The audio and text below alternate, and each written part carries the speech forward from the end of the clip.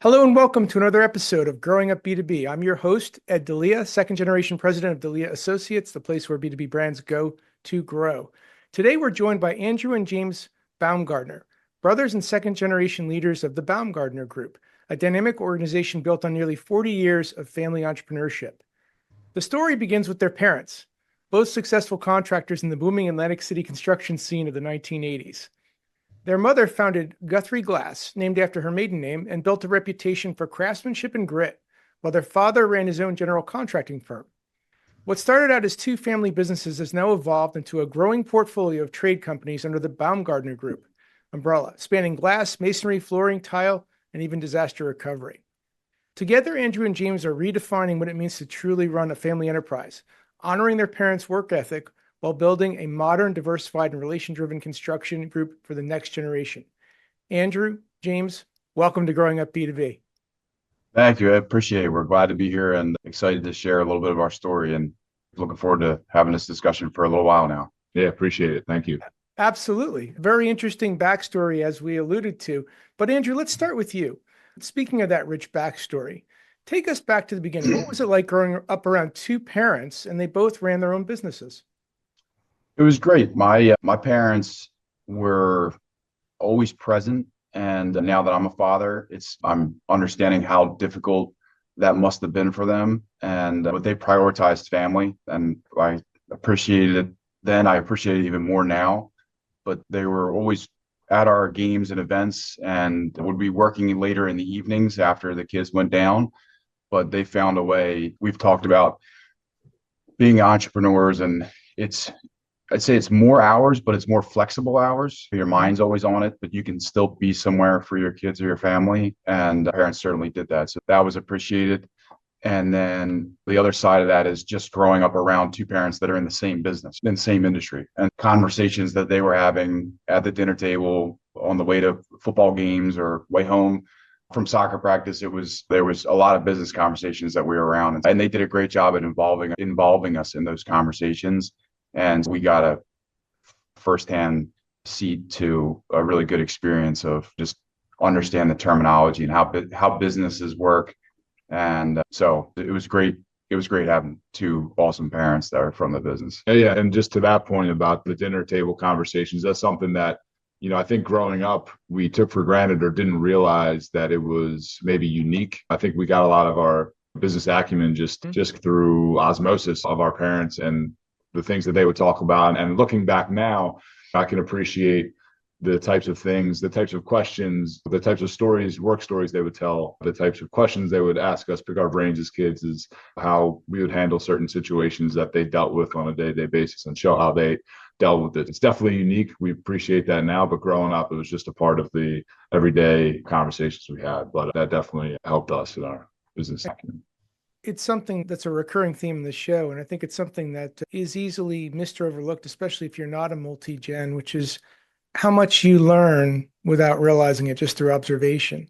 In your case, two parents both running a business, that's what you knew. It wouldn't occur to you that, hey, that's a pretty big deal. That's hard. To run a family and each be running a business independently is not an easy task. And to their credit, to your credit, they were able to juggle, and to your point, Andrew, to find the windows of time that they needed to make it count for family, but then also back to business, maybe off hours or early morning or something like that.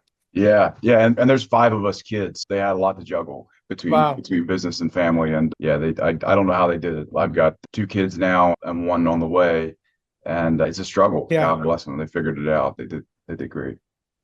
I'm going to ask James about your mom founding Guthrie Glass. I think it was in 1986. Yep. And if we go back to 1986, that's a time where, the idea of women in construction, that was still, breaking barriers, I would say, in 1986. And she was founding this company. So talk about your mom for a minute. What was she like and what is she like? And maybe a little bit, there has to be a lot of drive and toughness in her DNA. So if you could speak to that for a moment.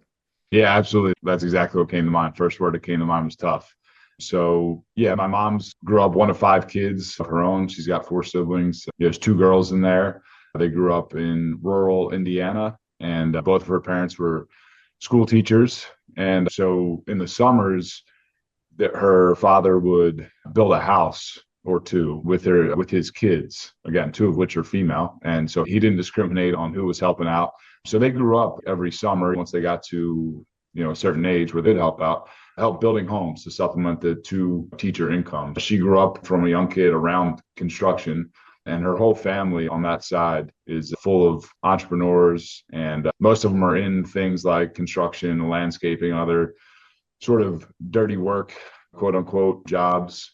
And so it's really in her DNA that she's going to do whatever she's got to do. And she doesn't view herself as, the woman and construction thing, there were barriers, but she never made excuses on that. She wanted to be respected for the work that she did. I don't know that she's ever even acknowledged them. I'm aware of them, and people have become more aware of them. But to her, she just said, if I've got the best product and the best price, then they don't have any other choice but to hire the best service. And that's what she prided herself on. And yeah, never really recognized the fact that, oh, this isn't an industry full of women. And I'm one of the very few people that's out here doing what I'm doing. But she certainly blazed the trail and has done a great job at just doing exactly what she said, not giving people the opportunity to not hire her. Yeah. Sounds like she held herself to a high standard. Very high standard. Absolutely. And back in that day, things have gotten more stringent now, I suppose.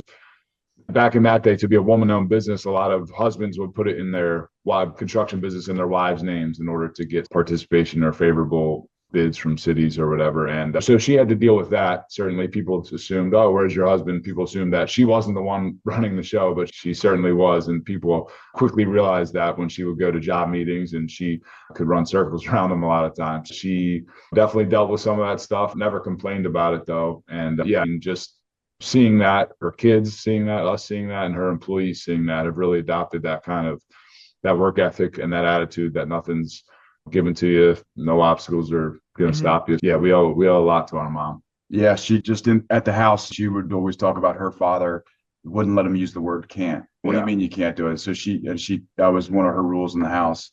She was a strict woman, so there was a lot of rules. We had no cursing, no drinking, we were held to a high standard, and we didn't always meet that standard. I did. James, on the other hand, the saying goes, boys will be boys, right? It's our job to get into trouble when we're young. Yeah, for sure. Well, we did that job well. But that was just the way, that's her mindset. Can't is not in her vocabulary. And if you work hard, you have every opportunity to succeed. And so that was a great role model for us, has been. So, and by contrast, interestingly, and Andrew, you and I had the chance to talk a little before this interview, and we spoke about your dad. Bit of a different style, as I understand it. Whereas your mom was a bit more of a direct persona and a bit more hard charging. Your dad was, I think you defined him as a bit more relationship driven. Talk about your dad for a moment and how his style is different, and maybe even how his style was influential in how you guys govern the Baumgardner group today. Yeah, so my dad was a general contractor, like you had mentioned, and he's a decent sized outfit, one of the mid to larger size in Atlantic City, but he was always relationship based with clients, but internally as well, and was not where I would consider my mom a trade specialist. She knows every ounce of the glazing business from start to finish.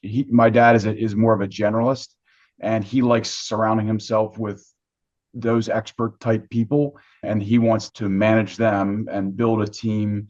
And then also, like I said, from the client side, and having a good relationship and being on job sites and making sure that the people that he's working for know that he's available and has a relationship with them. But two very different management styles.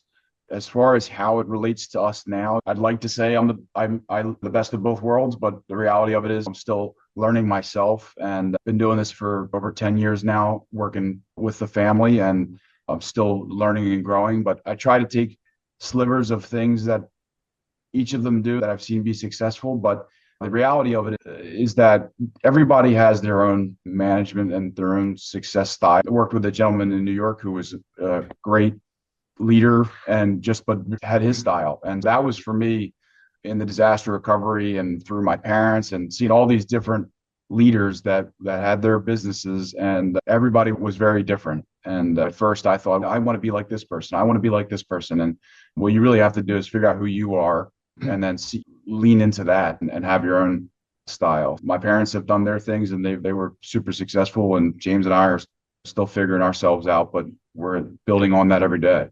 It would sound like it's given you a bit more of a broader perspective. Whereas for me as a second gen, it was just my dad. So my initial model of leadership was my father, and not always the best model. Right. Yeah. Much like your dad, a master of relationships, but maybe one would say not so tempered when it came to dealing with personnel. He was Yeah. a bit of a, he was an old naval officer. Let's put it that way. So you can imagine, Yeah. how that translated. But so that was my perspective. Whereas you have a broader perspective because you have two parents, both happen to have run their own businesses successfully. And it sounds like both doing so with much different styles. So you have a bit more of a broader view on that because it's not just one way. It's, hey, there's a multitude of ways that you can lead. So Yeah, and I think that their styles also fit their companies. As a general contractor, it's in the word general. You don't necessarily have to be a trade specialist and know everything in true. and out like my mom did as a subcontractor. If a general contractor is hiring her for glass, they want to know she knows glass versus client hiring a general contractor. They're wanting to know that you can manage the job well. So their personalities, yeah, I don't know if it's the Yeah, chicken or the egg. I don't know if their right. personalities fit that or if they molded their personalities to the industry they're in, but they both seem to do it successfully. Understood. So now let's get to you guys. So at some point, all of us that are multi-gens are at a crossroads, right? We can get involved in the family business or we can go our own way. So let's start with you, James. What was it in you that kind of said, let's do this. I want to be involved. Yeah, sure. I didn't know what exactly my career path was going to be. I started off at Deloitte in San Diego, actually, as a tax accountant. I'm a CPA by trade. And that was a great opportunity, a great experience. But I knew that wasn't going to be my career. Just again, growing up in a family of entrepreneurs and construction entrepreneurs at that, I figured I'd always work for myself one day with my brothers and sisters someday potentially. So it was always in the back of my mind that I would be doing something like this. But it wasn't until Andrew was the patriarch of it, I suppose, of this next generation. He was the first one to get involved. And he was in my ear a little bit about, hey, we could use you. There were a couple of key people retiring. My mom at the time was not looking to, we hadn't at that point expressed interest in taking over the business. And so she wasn't necessarily backfilling positions. She was going to retire with other employees that were around the same age as her, and they were going to ride off in the sunset and close it down. And then Andrew had gotten involved and saw things were viable, thought it was something he wanted to do. And so Andrew was, when I was out working for Deloitte, Andrew, we keep in touch all the time, obviously. And he was putting it in my head that, hey, if and when you're ready, we could use you. And then finally, the timing worked out to where there was some turnover. There was some people retiring to where there was a need for me, and just said, hey, this is what I've always imagined, doing something like this, so let's go. Yeah, and Andrew nudged me. I'm glad he did, but yeah, that was really it. And did you find that you were able to bring some of that knowledge back, James, from your experiences with Deloitte? Yeah, so as a tax accountant, CPA, the hard skills don't necessarily come back with me. I'm not preparing tax returns anymore. I'm talking with clients about how to utilize tax laws to their benefit and stuff like that, of course, but more soft skills than anything. Like I said, I had a great experience. Everyone around me was really sharp. It's a pretty prestigious firm with some smart folks there. And so it really makes you bring your A game to work every day. So yeah, I brought back some things with me, mostly around culture is a big one. We had a really good culture in that office, and everyone, from happy hours to Hawaiian shirt Fridays, or it's Friday now, flannel Fridays in the off season and in the winter time. I brought back more soft skills than I did anything, which I'm very thankful for. How to lead a team. I started off obviously not leading anybody, and then by the time I left, I had a team of a dozen or so people, give or take, on the engagement that would be working with me. And so really how to manage people, how to build a culture. I stole a lot of imitation is the greatest form of flattery. I stole some of the things like I said, Hawaiian shirt Fridays or flannel Fridays and bagel Fridays. We do some barbecues, happy hours. So really how to build that culture. Because at the end of the day, any company's biggest asset is going to be your people. And I was friends with my coworkers out there, and I saw how much that made me want to work. It made me want to work harder for folks that I am friendly with, and just really bringing that back with me was the biggest thing I'd say I took with me. So I'm very grateful for my time there. And it's always That was something that I always wished I had the opportunity. My situation was a little different in that my father and I had the heart to heart after college. I had a job lined up outside of Philadelphia. And we had this talk, and he said, "Come into the business. You can buy me out. I'll teach you the things you don't know, but decide this weekend, or because I've got some people lined up to buy it." And he Yeah. did. Wow. He actually had 3 or 4 suitors to potentially buy it. So it was kind of like, okay, I have to decide over a weekend. And Yeah. No. but in the look back, I think it just enriches the experience, like yourself, James, to be able to go out and then Yeah. bring, even if they are soft skills, so what? There's still Oh, value that you're bringing back to the organization, and that whole different perspective and that whole different world, that corporate culture, a bigger environment, all of that knowledge, just observation when you were young. It's the same observation skills that are coming home. yeah, absolutely. And that's one of the things that I'm grateful to our parents never forced us or never told us. Growing up, we worked in the warehouse and stuff for our parents, but they never pushed us towards any sort of career path. And it worked out well to where, at this point, we've got different strengths where I went and studied accounting, got my CPA. Andrew went basically right into construction. And then our other brother, Christian, has a mix of the two. He's an economics major at University of Virginia. And so it worked out well, knock on wood. So far, it's working, but we all got our own. There's a nice little Venn diagram of our skills, and it plays well together. And it just so happened to work that way. So I'm grateful for my experience and what I'm able to bring to the table for sure. Nice. So Andrew, let's pick on you for a little bit here. You're Yeah, first sure. in, and it sounds like you knew fairly early on that this was the path, or did you? Or let's talk about when you were at that cross. When did you first start to say, "Hey, this is what I think I want to do. I want to get involved in the family business, and I've got a vision for how that can happen." Unfortunately, I'm somebody that learns the hard way. And so I went out and I started in the disaster recovery business. And it was not with my mom. My dad was partially involved, but he was also partially retired at that point, and learned a lot of lessons in the fire with a very high intensity, fast paced business. And I was learning on the run, and there was a lot to learn in a short period of time. But after doing a bunch of work in New Jersey and in New York, I had decided. I met my girlfriend at the time, but is now my wife, and saw that the family was going to be in the cards shortly.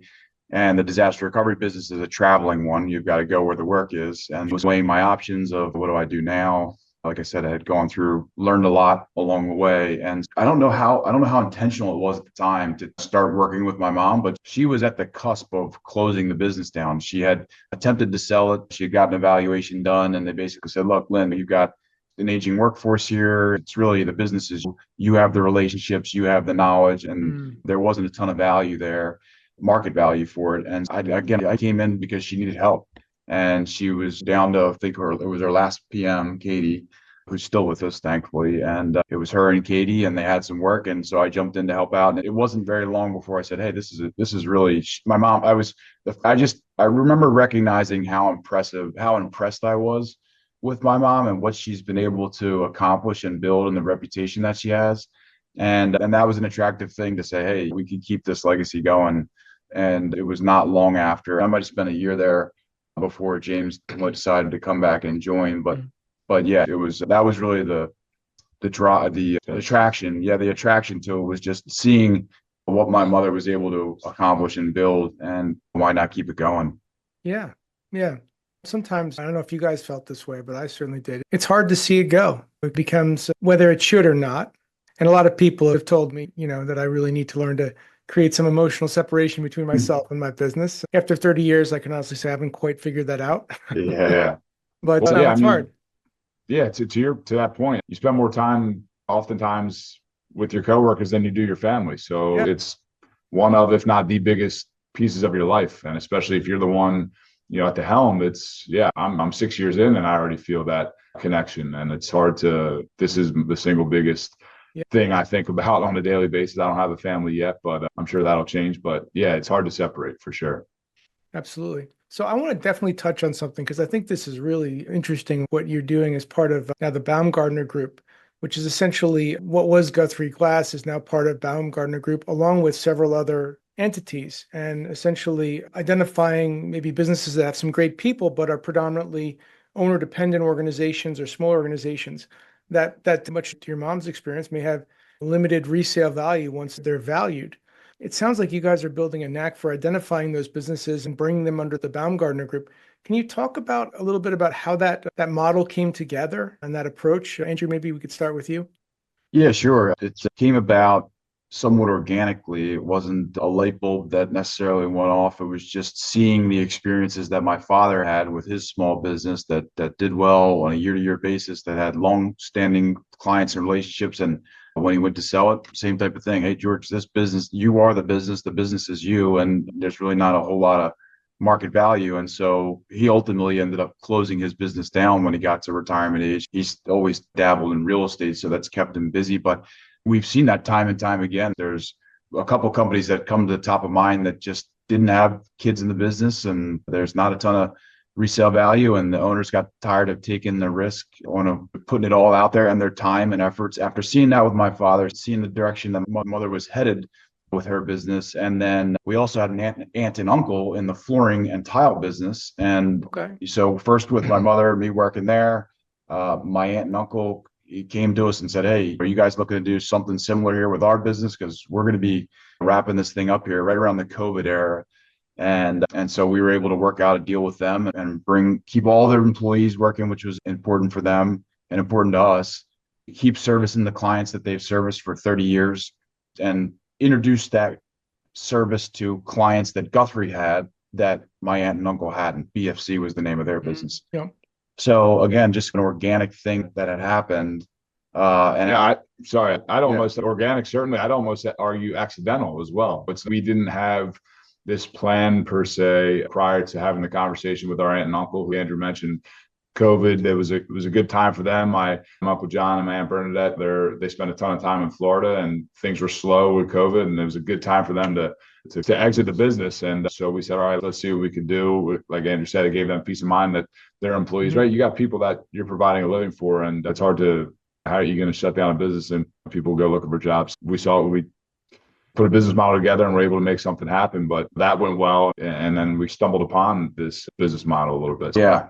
And from there it was, okay, this worked well. After a year of doing that, we said, is there something here? Is there an opportunity for us with the baby boomer generation that's coming to that retirement age, and there's not a ton of new blood going into the construction industry? That's a big problem that's been happening with construction. And is there something here? And we've slowly but surely continued to add on services and work with companies that are in the similar predicament situation that a few of my family members have been in. Yeah. But once again, by virtue of observation and I'd say influence, I think it's made you all inherently entrepreneurial, because let's face it, both your parents were, as were your aunt and uncle, apparently. Yeah, no doubt. By virtue of being that way, entrepreneurs are naturally curious, and they wonder, I wonder how we could fix this problem. And along comes the Baumgardner Group, which essentially is just that. The problem of not being in a position to exit because you're owner dependent or have a very small team, and you fit a certain model.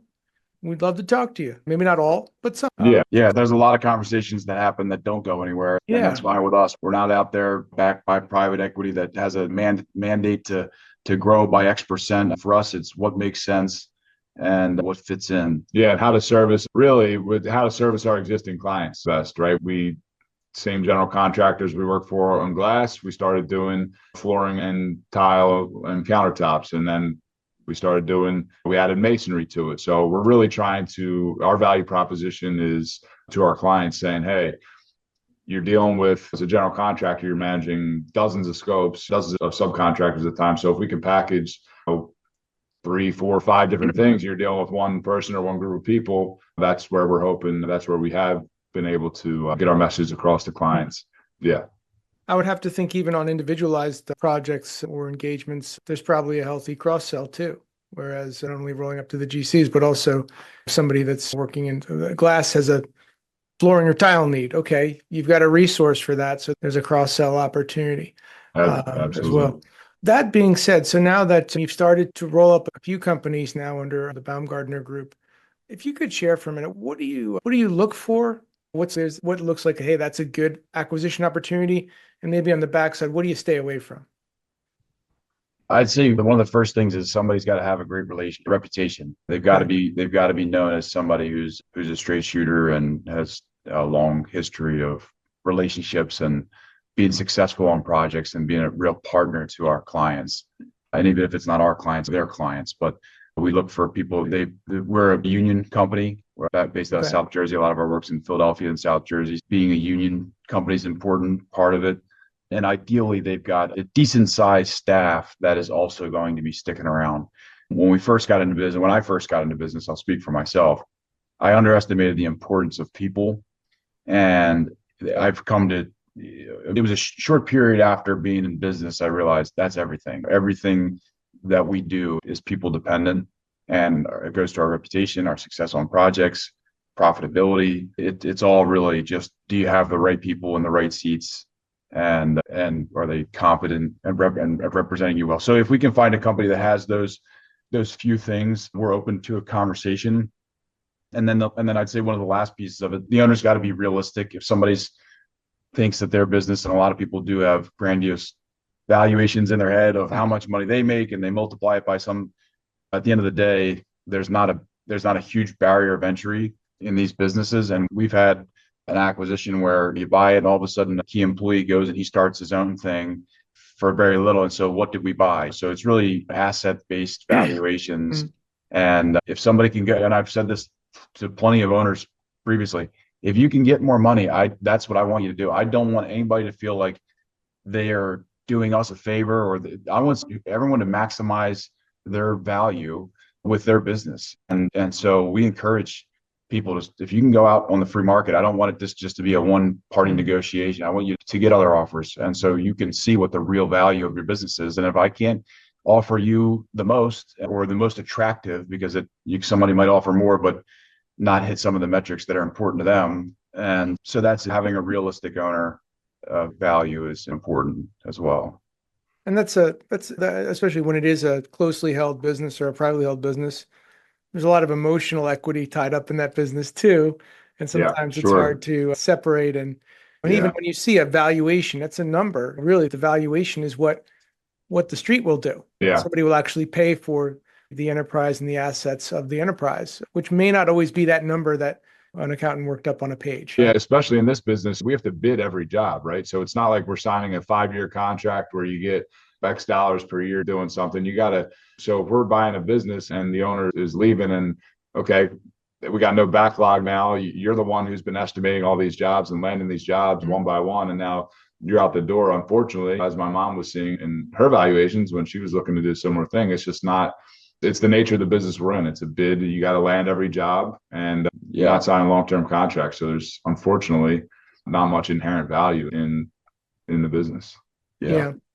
So now under Baumgardner, just so I understand, is there an effort underway then to more or less centralize systems? So for all the companies under that portfolio, are they working with kind of a common back office where you're maybe starting to bring some of that operational continuity, albeit they're all different forms of trades, but nonetheless, They still have invoicing, they still have HR, They still have all of the back office functions. Is that happening now, or has that already happened? Yeah, absolutely. It's already happened. We're constantly revising the way we do things. We've got no ego about us when it comes to improving the way things are, but we do have something set up that's me and my team. I view myself as a CPA, as an accountant. I'm very detail oriented. I'm very process oriented. So I view me and my team as, hey, we're a construction company. We are here to support our field operations. At the end of the day, nobody's paying us to do paperwork.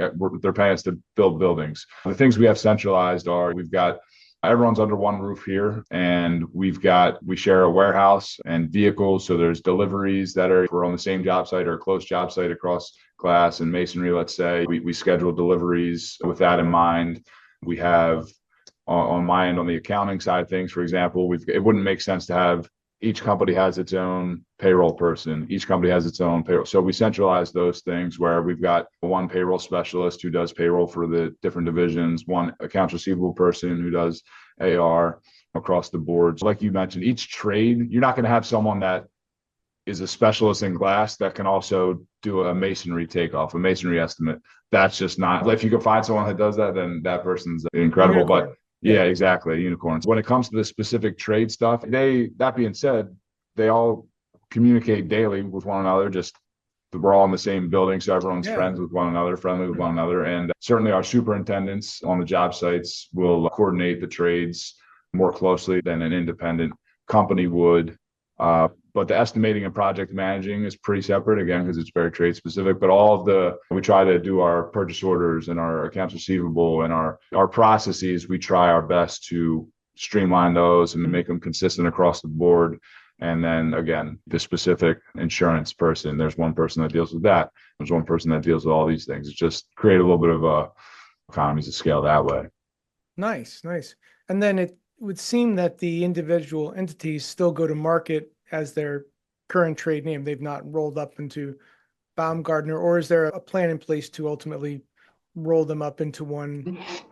Yeah, it's something we're exploring now, Ed. We had originally struggled to get that message out there that Guthrie and BFC and Baumgardner Masonry are all, and then Palermo Masonry, these are all under the same. And so that was the origination of the bomb. We had started to make that tagline so that way people could see the relationship there. We've explained it in sent out newsletters. It's still something that we might have that conversation once a month with clients that we've been working for years that, I didn't realize.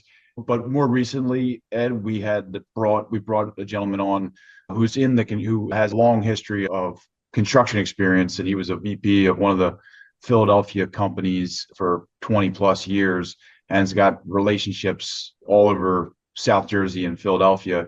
And he's been part-time in his retirement, just helping put that message out there and set up introductions and dinners and lunches so that we could explain it in person, as well as some of our marketing material, our signatures in our emails. It now will say the Baumgardner Group, and then beneath that, it's got each of the entities listed. But it's a constant effort, and each of the companies operates under the Baumgardner Group as their own entity. Yeah, I get it. Yeah.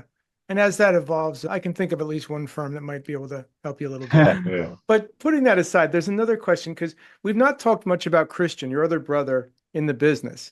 And so there's three of you. This is always something that comes up a lot in this program. So you've got three brothers.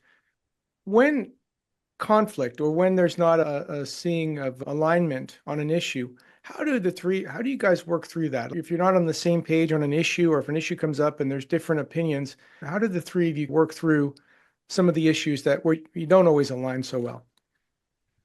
Yeah. Take that one, James. Yeah, sure. To be honest with you, we're very fortunate. We grew up like Andrew mentioned earlier, there's 5 of us and 3 of us in the business together, but we're all very close in friendship. We're very close in age. When Christian's the youngest, and when he was born, our older brother, Ted, the oldest, was 6. So there are 5 kids between a newborn and 6 years old. We grew up together, playing sports together, playing video games together, picking on our sister together at times. But we've had a very close relationship our entire lives. So that background really helps. And I can count on one hand probably the amount of times we've had disagreements that have gotten a little bigger than they should have. But even then, we were able to, within almost immediately, put that behind us. We value family more than anything, more than business. So we don't want business to get in the way of family. And we talk about it constantly. We have retreats at times, once or twice a year. We'll go away and just talk things at a high view and try to keep things in perspective. And so we're very aware of how business and second, third generations and how many businesses fail because of things like that. And we don't want to see it strain our relationships. We're very fortunate that we communicate well. We think similarly, for better or worse, most of the times for better, I think. But just, we've been pretty easygoing, egoless. It doesn't really, no one's concerned about whether their opinion gets more attention. It's about whatever the best opinion is, the best options are. And usually the better, if there's 3 of us, 2 are on one side and the other, the 2 are good. Better ideas and usually come out on top. At least in retrospect, it seems that way, that, hey, we made the right decision here after talking it through. We've been lucky in how our parents raised us, honestly, and how close we are. And for example, the 4 boys growing up until we went to college, we all shared a room, the 4 of us. So, oh my gosh. There's a lot of no TV in our room. 2 bunk beds, that were 5 foot across from each other. So I owe a lot of the success, the relational success, to how we were raised. And my mother says that if we let business get in the way of our relationship, she's going to come back and haunt us from her when she dies. She said that's honestly, it's her biggest fear in bringing us into the business was that it would tear us apart. She's seen it happen so many times, and that was something she will bring up frequently. She's always saying how important it is that we have a open, honest relationship and can have tough conversations. Fortunately, like James said, we haven't had to have too many. So That's been That's good. great. And it would sound like not just a close family in name, literally a close family. You were all in the same room growing up, Yeah. Yeah.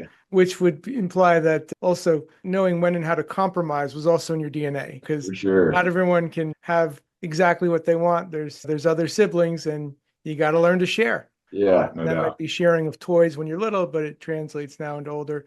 Maybe the sharing of ideas, sharing of perspectives, and being respectful for the fact that, hey, I'm not the only one with a viewpoint. There's a few others here, and I got to listen. Yeah. I think Yeah. that's served you well.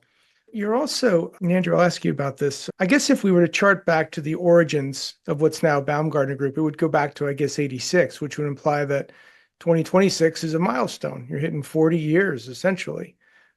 Just talk about that as you look ahead, you look back. What does that mean for you? Is that special? What does that mean that you're hitting this milestone next year? Yeah, it is. It's very personal, obviously, and we wouldn't have reached the milestone if it wasn't for Lynn putting in the first 35 years, and we wouldn't have reached it if it wasn't for us putting in the last 5 years. So she deserves more the credit than we do. Certainly, she's carried the torch for a lot longer, but and we recognize that. And in our industry, it's a transient industry. It's a very risk heavy, specifically in construction. And you see frequently companies that are around for 10 years or 15 years, or some cases have been around for 50 years and they're not there anyway. It's the risk reward. We question ourselves all the time about the industry we're in, but construction's a thin margin. You got to be on top of your stuff and you've got to do it every day. And I think that's the most impressive thing to me, particularly with what my mother and the effort she's put in. But you don't necessarily, because it's a contract-based business, you don't make it one day and okay, now I've got all these people. No, every day you've got to come in and it builds and builds and builds, and you're constantly putting your nose to the grindstone. And that's what she's done, and that's been our role model. And so that's what we've been doing. But yeah, 40 years, it's incredible, it's impressive. And she did it with class and she did it with integrity. And so we're very proud of her and to some extent ourselves. But yeah, it's an impressive feat for It her and for absolutely us. is. It absolutely is. So now let's take a moment, James, and look to the future. As you look out to the horizon, you're coming into the 40th year and then beyond. What's something that's really exciting you about where the company is now or where the industry is going? Sure. Yeah.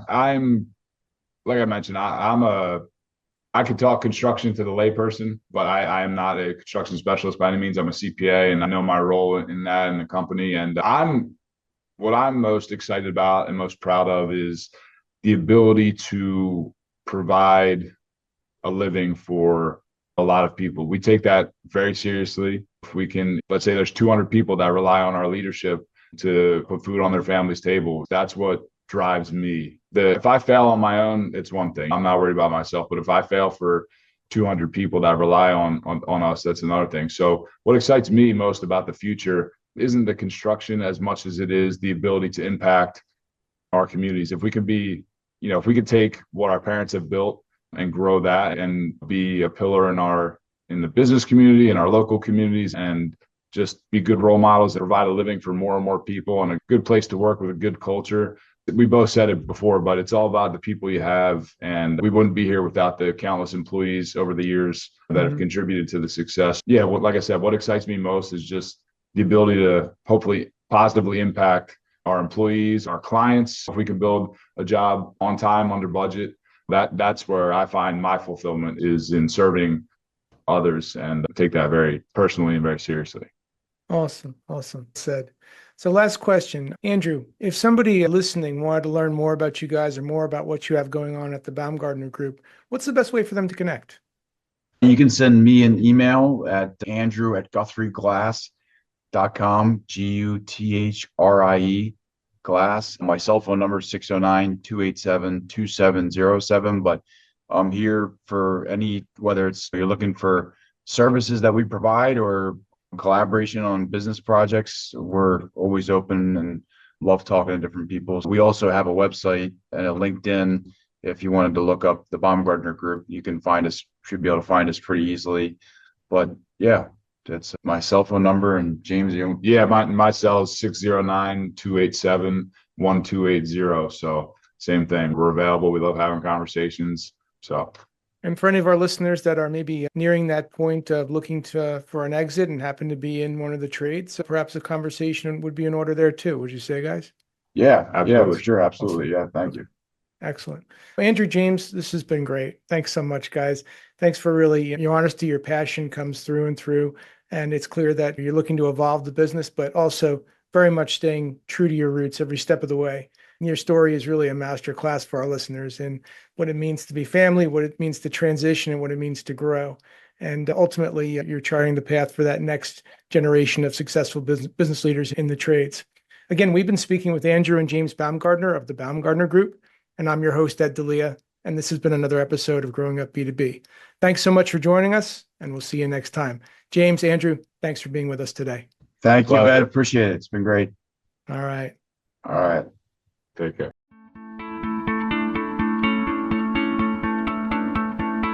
Hey, thanks so much for tuning into Growing Up B2B. To explore more episodes and insights, visit podcast.delianet.com. And if you've enjoyed this episode, please give us a rating or review on your podcast platform of choice. Having worked with hundreds of family-led businesses across my career, and being a second-generation leader myself, I'm on a mission to help every family business I meet achieve next-level growth for their organization. So feel free also to connect with me on LinkedIn and let's support each other. You can also find out more about my company at delianet.com. Again, I'm your host, Ed Delia, and thanks so much for joining us today. Take care.